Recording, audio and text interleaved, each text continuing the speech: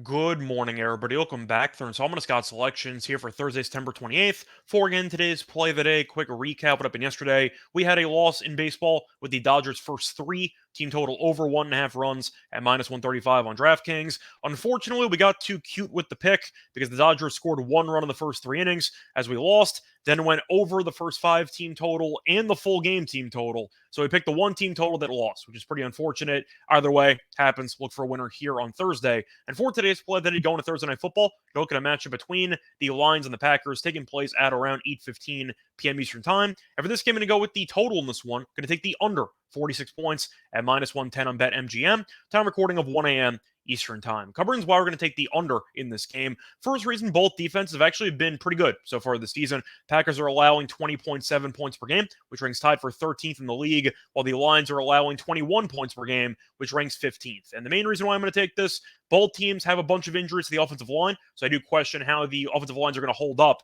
throughout this game. The Packers are going to be missing Bakhtiari and Jenkins, and you're looking at Zach Tom, the right tackle, who's questionable with a knee injury. So Green Bay's already without two offensive line starters, maybe three, and I do wonder how they're going to look in terms of protection as a result. And the Lions have been pretty good at pressuring opposing quarterbacks this season, as the Lions are averaging 2.7 sacks per game, which ranks tied for 15th in the league. Meanwhile, the Lions also injured on the offensive line, as Vatai is going to be out, who's the right guard. You have left guard Jonah Jackson, who's questionable, and left tackle Taylor Decker, who's also questionable. So once again, a couple of those guys should play. I'm assuming Jackson and Decker are going to play, but they're banged up. And I do wonder, once again, with questionable offensive lines for both teams, I do think 46 is a little bit too high of a number for these teams to reach together. But to go through Green Bay's pass rush, they've been better than Detroit. Green Bay's averaging 3 sacks per game, which ranks tied for 10th. And I do question, once again, how these teams will move the ball if some protection issues might present themselves.